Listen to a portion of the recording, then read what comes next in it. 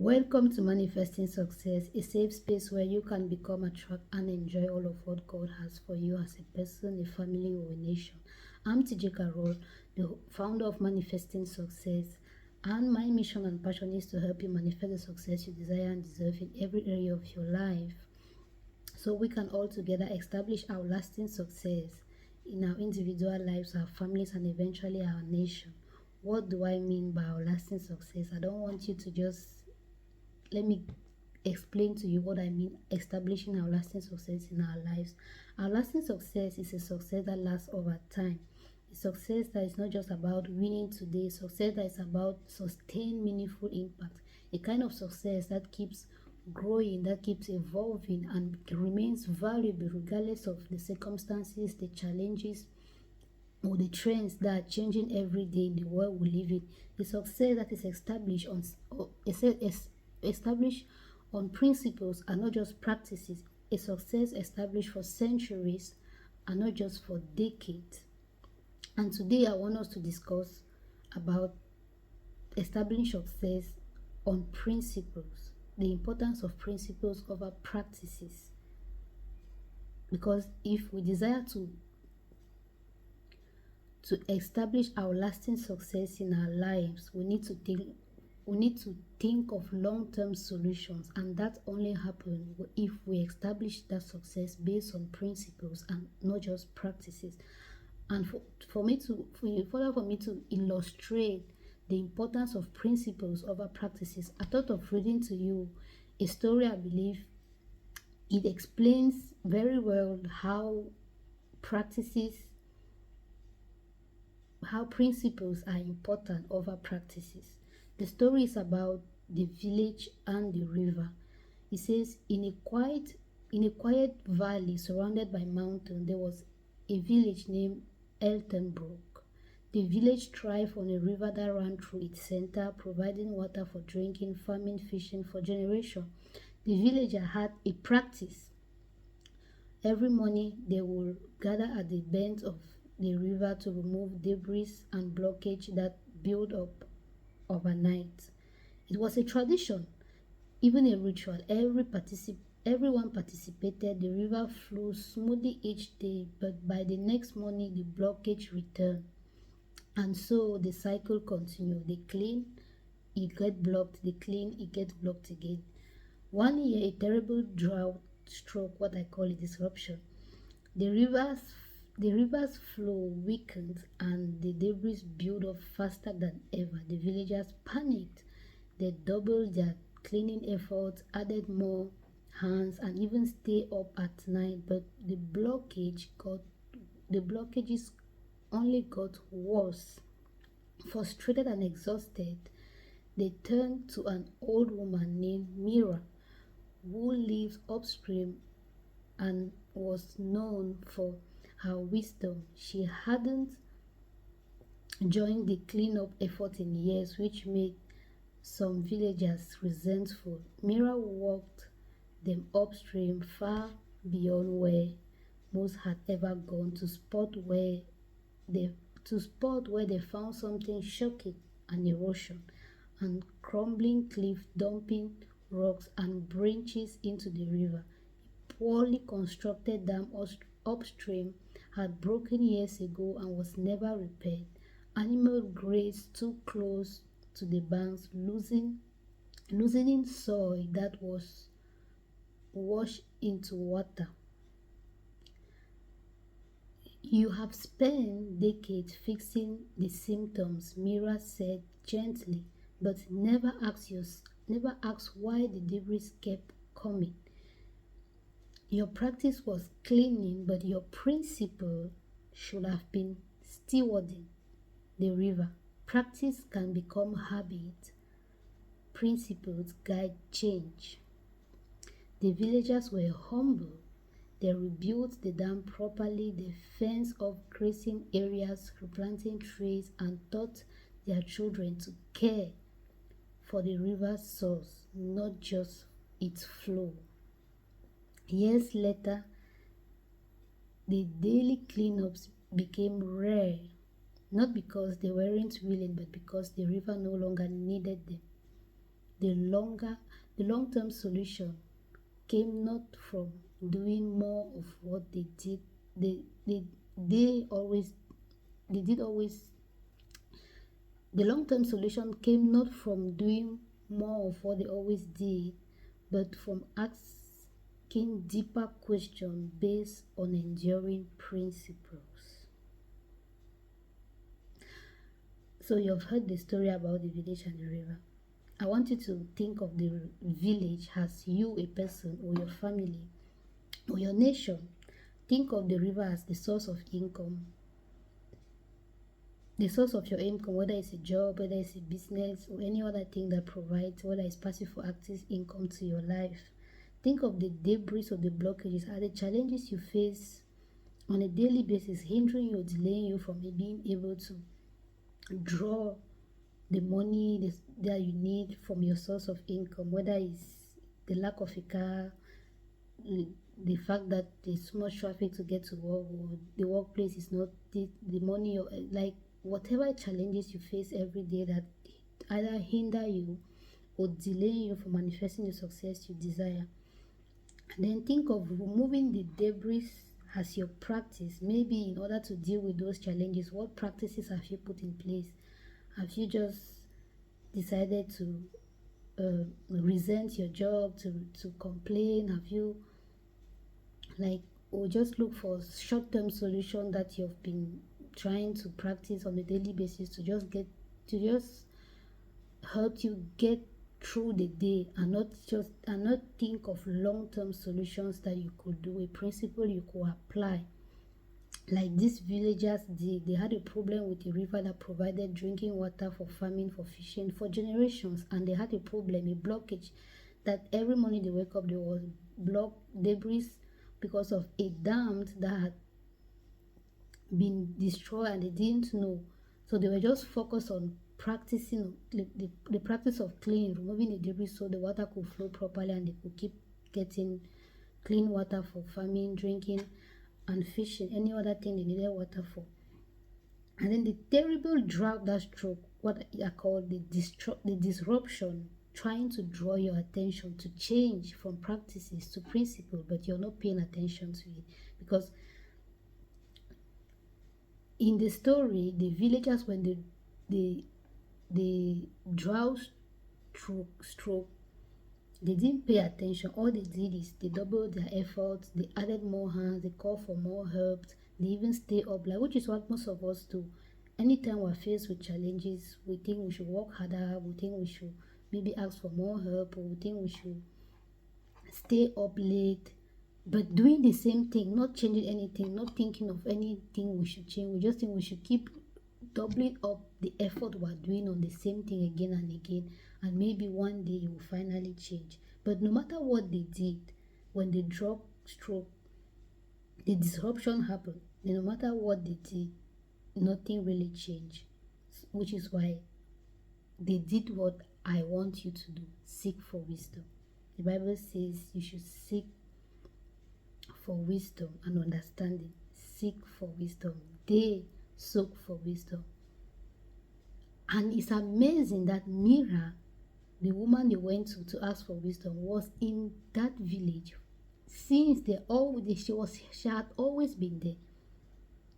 That's something that struck me about the story. She had always been there. It's not when they had the drought that she came. No, she has always lived there. And the story says some people were even angry because she has always been there. She has never helped them clean the debris that were blocking the river flow.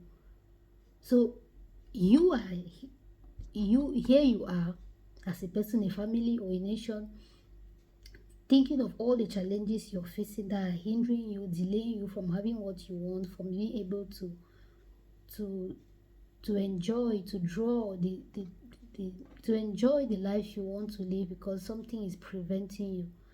And there is somebody that could be of help, but you're so zoomed in on a practice of trying to remove the challenge today and then have to face it again tomorrow, of trying to practice, to just clean out the debris, because it will make you feel like you're doing something.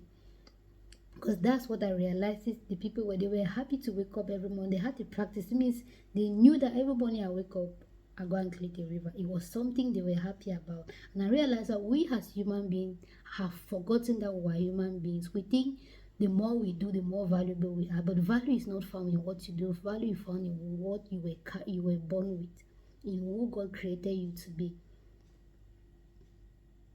So they even proud of themselves that every morning we wake up, we take off our river because we know we're using it for this and for that, not knowing that doing that, although it will help them for the day, the next day they will have to be again at the same thing. And some of us like to keep doing things again and again because it keeps us busy. And we think busyness will lead us to success. But just being busy doesn't mean you're succeeding, because they were doing it every day, but it wasn't really changing anything. They were not progressing until the day disruption had to happen. A drought, that stroke, and no matter what they did, it didn't change anything. That's when they realized that they had to ask for wisdom from somebody that has always been there, that knew the problem. But because they didn't ask for it, and remember, if you ask, it will be given to you. But if you don't, you can't blame her for not telling you. But were you willing to know the truth? Did you ask before you were not given? And it amazes me that we are facing challenges every day that are hindering us, and we think the problem is keep doing the same thing harder for longer, and maybe one day it will change. We don't think of asking solution, and we think we don't even have somebody to help. Why? There is somebody there. It's just you willing to ask. As simple as that is.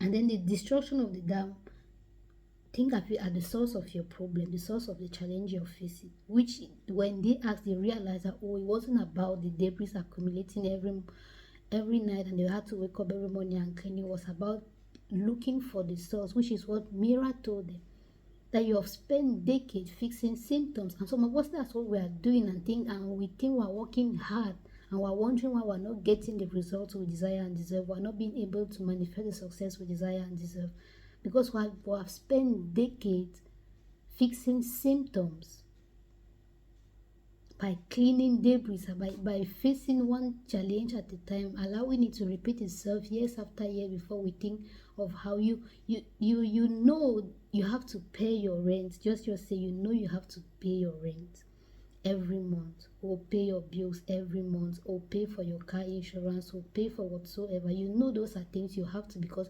maybe you need the car to get to work. You need the house to have a place to lay your head. You know it, but it's only when the time to pay that you start thinking of where the money will come from. And you stress yourself every month, and then when you pay, you feel like, oh, I can chill now. We'll wait till next month again before we think of how to solve the same problem. Instead of really sitting and ask yourself, how can I make sure I don't have to be stressing over the same thing again and again every day, or every month, or every year? Going to the root of your problem. So some of us have spent our life treating symptoms, fixing symptoms, using practices. Their own was cleaning. What is yours? Is it just stressing when you face a challenge and then relaxing when it's done? Or calling people here and down when you have a problem, and then when the problem, when it's solved, you forget about them. You don't try to build a relationship with people. You just use them when you need them. Is it applying for a job only when you need money and when you have work enough? Or is it a business you are in and you just offer your product when you need money? When you make the money, you pause? Or are you looking for sustainable solutions to your problem? That, because if you're not, you can't manifest outlasting success. And trust me, God is about you manifesting outlasting success. Is it only when you face a challenge you pray and then there's a breakthrough and you forget about God? Or are you building a sustainable relationship with God that will help you prevent certain things from happening and repeating themselves? She says your practice was cleaning, but your principle should have been stewarding. because practice can become habits, but they will not bring change. They will not guide change. There will be no progress. You can be doing the same thing again, and they did every morning. They clean it and repeat, and they were even proud of themselves of how they were cleaning it, but there was no change because they kept facing the same problem every day. So, and it's the heart the villagers had is the heart I pray we all have. But when we face challenges, and no matter what we do, it doesn't change it, let's seek for wisdom. Let's ask those that we know may help us. Even if they don't, they may lead us to somebody that will. Even if listening to a video will not give you the solution, the answer you have, it will lead you maybe to somebody or to something else. Especially in the world today that information is just coming to you as you're asking. You can click on a video about business. By the time you're finishing, a video about leadership is being suggested to you, which maybe that's why the answer to your question or to your problem or to your challenge is. But let's learn to seek for wisdom. That's a principle. And let's learn to humble ourselves to learn in places we know we don't know, to recognize that I don't know something here and I need to learn. Which they did. They humbled themselves, they accepted the wisdom Mira shared with them, and they rebuilt the dam properly. They fence off, they put fence around grazing areas, they replanted trees that were uprooted, and they taught the next generation, they taught their children to care for the river and not just its flow. The principle of stewarding, not just using something but taking care of it, because most of us, what we do is we use company to get the money we need so we can pay our rent or so we can be able to live our life the way we want, but we don't steward. We don't care about the company. We say we want to make more money, we start a business, but we don't care about the business. We're just using it to earn a living, but we are not caring about it, which is why we don't think of long-term solution, of sustainable way to make impact, to sustain that stream, because they were just using the river. So as soon as they remove the debris, they will use it for what they want, and then they will forget about it till the next morning that they need it again, which is what most of us do. And we wonder why we can't sustain relationship for too long, we can't sustain money in our lives for too long, we can't sustain anything in our life long enough, because we have a using mindset and not a caring mindset, a stewarding mindset. And years later, the cleanup became rare because they had gone to the root of the problem and solve it from there. And they realized it's not about just using the river or taking care of it when I need it. It's about caring for it, because it's a source of income, it's a source of provision. There's something I get from this relationship, there's something I get from this job, there's something I get from this business. It's more than the money I'm making, so I have to care for it. And even if it's just about the money, if I don't care for it, I'll end up losing it. Because the disruption that happened, that was the drought here that happened to the river. The disruption in your life can be you losing your job, can be you your business going bankrupt or failing, not being able to grow. It can be anything. And if you're not thinking of just focusing on practicing, what can you do today to get you through the day, and not thinking of which principle can I apply so I don't have to face this thing again and again. I can take care of this once and for all. Set a system in place that will help me build outlasting success so that I can focus on other things.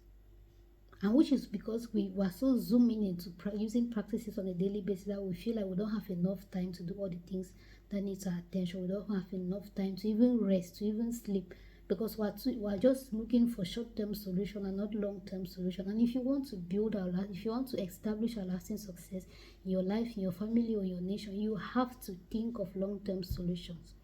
If you have heard people that are growing in business, that system that have put in place that take care of themselves, that have been or running the business for years without them having been to the, that's thinking of long term, that's thinking of principles to apply.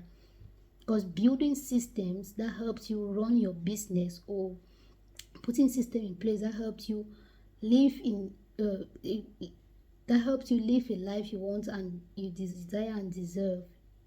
Building system is a principle. It's not a practice. It's thinking long term and not just short term.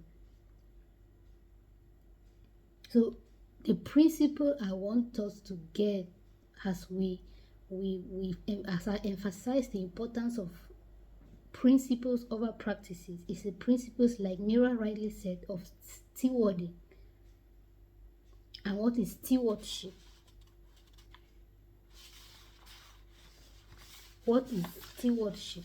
What does it mean to steward something? Who is a steward?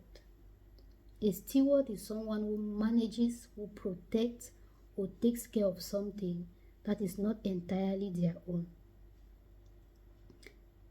Can be a job. As children of God, as citizens of the kingdom of God, we are steward of the earth. We are to take care of this earth, although it belongs to God, but God has given it to us to take care of it, to steward it. And if you understand how God designed life to believe in His kingdom, you will, everything God has blessed you with, you're to take care of, whether your children, your husband, the home, you're to take care of, even the house you're renting, you're supposed to take care of it. Because if you don't, you one day, for whatever reason, even if you're able to pay the rent, the person owning the house can be tired of you misusing his house, that he will ask you to leave. Why is a place you enjoy, but you're just using it, you're not taking care of it. And the Bible tells us that if you don't take care of somebody's of someone else property, who will give you a property of your own? Stewardship is a principle, and I want us to see stewardship as stewarding our own life,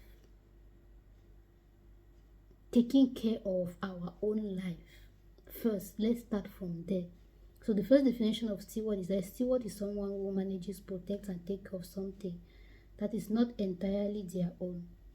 As a steward, you manage what you have been given well, not just for yourself, but for others and generations to come. As a steward is a caretaker of something entrusted to them. A steward is not the owner, but a responsible carer who watches over what was given to him or her, thinks long term, and serves others too. A steward doesn't just own something, they look after it carefully, responsibly, often for the benefit of others and the future.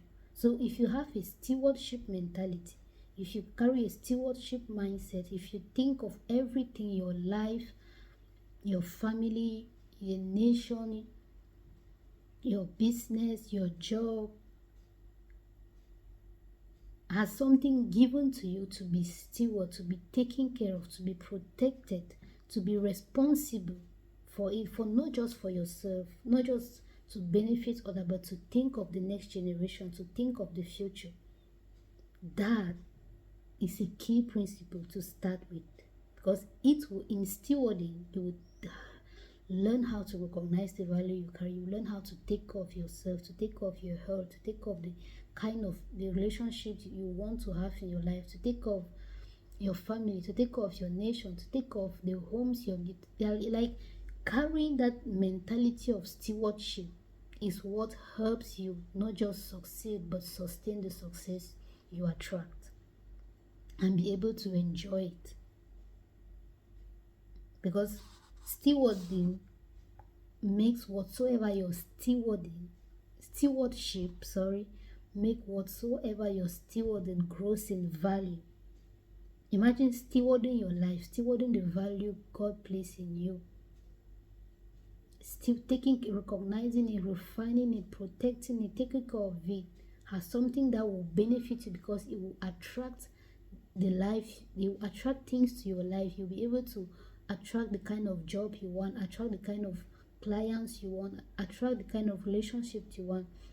And not just that, it will benefit others because you'll be able to refine your value in a way that when releasing it to the world, you'll be blessing people and they will be willing to reward you for it. And that's not all, you also be able to protect the future, to teach others, to teach your children how to steward their own life. So stewardship helps whatsoever you're stewarding grows in value, it helps protect the future, and it benefits other people. So think of applying more principles to your life than just practices. Think of applying of the principle of stewarding, like these villagers when they realized that they had to change. Something needed to change. They didn't seek for another practice. They sought for a principle that could be applied, which is why they went to ask for wisdom from somebody they knew could help. And the person you may ask may not be the person who will help you, but may lead you to the person who will help you. And even if it doesn't lead you, there are other people you can seek wisdom from. There is AI you can use. There are videos online you can watch, you can research, and there are books you can read. So as we're rounding up, I just want us to understand what principles and how are they really important. As we have seen in scripture, let's just summarize it. So a principle is a basic truth, rule, or a belief that guides how things work and how people behave. A principle is a fundamental rule about what is right, what is true, or how something should work. For example, the principle of honesty, which is a belief how people should act. The principle of gravity in science, which is a rule about the physical world, how the physical world works.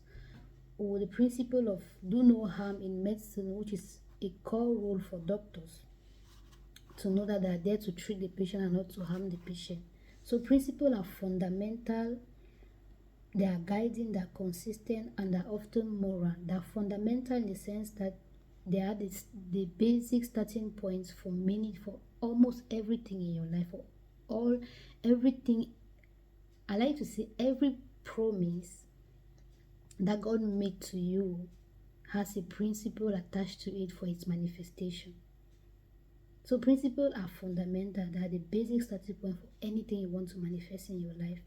Principles are guiding. They help you make decisions in better ways. Like the villagers, a principle of stewarding that they learn help them by seeing the source of the problem, help them focus on fixing the problem than fixing the cause of the problem than fixing the symptoms.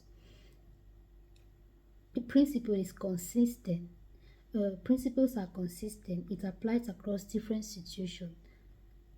Just like the principle of stewarding the river that was applied by these villagers can be applied in your life, can be applied in your business, can be applied in your family, can be applied in your nation to steward every single thing you know has value to your life. And principles are often moral. It's sometimes about right and wrong. Right and wrong. Not necessarily that whatsoever you're doing is wrong or is right, but it's about helping you that in certain instance it helps you differentiate what is right or wrong, what should be done right now and what should be done later.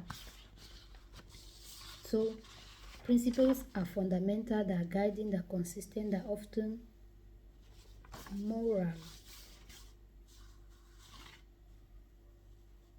Why are principles important?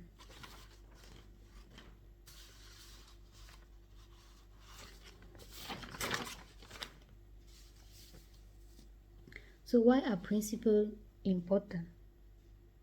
Like I said, the principle is a rule, a belief that guides how people behave. So one of the importance of principles is that they guide behavior. They help you think of the kind of behavior, like the stewarding principle helps you to think of how you want to respond, to behave when a challenge is before you. Principle act like compass. They help us decide what is right, what is fair or wise, especially when situations are unclear or difficult. For example, a person guided by the principle of honesty will always tell the truth even when it's hard.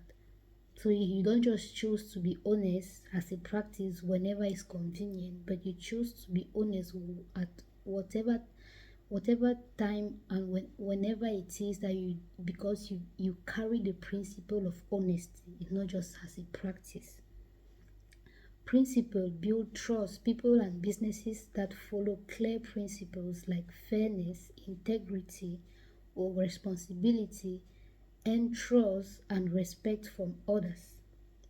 A company known for ethical principle keep customers and employees loyal. If you have ethical principles governing that are ruling your company, you keep customers and employees loyal to you and loyal to the vision of your company. Principle create consistency. Principle provide a stable foundation so decisions aren't random or emotional. Just like when you're faced with a hard situation, you are not just too emotional that I don't want people to feel like this, to think like this of me, but you understand you live by the principle of honesty. So it creates consistency in decision making. It makes people an organization more predictable and dependable because it has created trust. People can more depend on you, or you can more depend on others. A school uses the same principle. Everyone deserves respect for all its students. That's creating predictability and dependability on the fact that I deserve respect because in a school or an organization, the principle is that everyone here deserves respect. One of the importance that principles have is that they shape cultures. We see it in the village, a culture of stewarding that if they didn't just did it, but they taught the next generation because it shaped their culture, and that's how going forward they learn how to steward the river, to not just focus on its flow, but stewarding the river itself, focusing on what is the root cause of the problem. So strong principle creates strong families, communities, and business. They define how we do things because they shape the culture.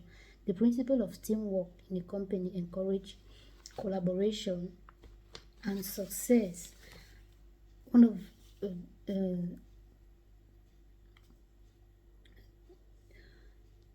the next point is that principles help in leadership. Good leaders use principle to make tough decisions. Without principle, leadership becomes reactive, selfish, and confused. As a leader in a company, or as a leader of a company, or as a leader in your home, in a school,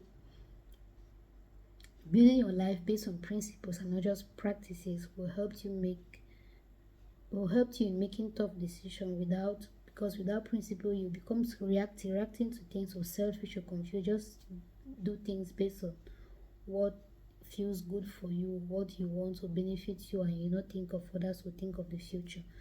A leader who values justice won't play favorite even if it's easy. So principles are important because they guide action, they build trust, they shape strong ethical people and systems.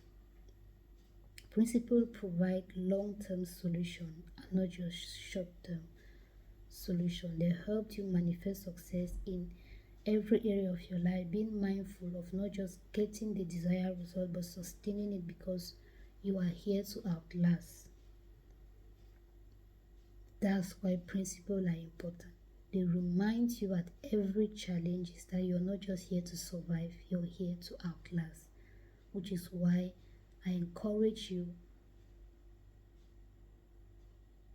to build your life based on principles and not just practices, because I believe all of us want to build generational wealth. All of us want to be able to set our children, our grandchildren, great grandchildren on a path of wealth, holistic wealth, not just financial wealth, that will keep growing, will keep going from glory to glory, generation after generation, which is why our lasting success is not just established for decades but for centuries. Setting is starting something today that will outlast for centuries, that will grow from glory to glory, generation after generation, whether it's a company, whether it's a culture, you shape your family to grow, that it's being done, built on, it's being established on principles and not just practices. It will not just help you be able to enjoy it today, but to make it outlast in such a way that generation after you can keep. There's so many things on earth today most of us are being able to, just this internet, this ability to learn from people all over the world is something some of us have been enjoying for decades and will be enjoying for centuries except Christ tarries. There is something in you can set up today, may just be building a family. Like there's so many things my father has passed on to me in educating me, in shaping the way I see the world, that there's so many lessons I've learned from the things he has taught me, from how he has modeled his life and live it, that I can pass on to my children. That is outlasting success. It's not just about the money, the houses and everything. It's building holistic generational wealth. And that's what I want for all of us, because I believe that's what God wants for all of us. And all I'm here for is to help you do just that. So until next time, I want you to become, attract, and enjoy all God has for you.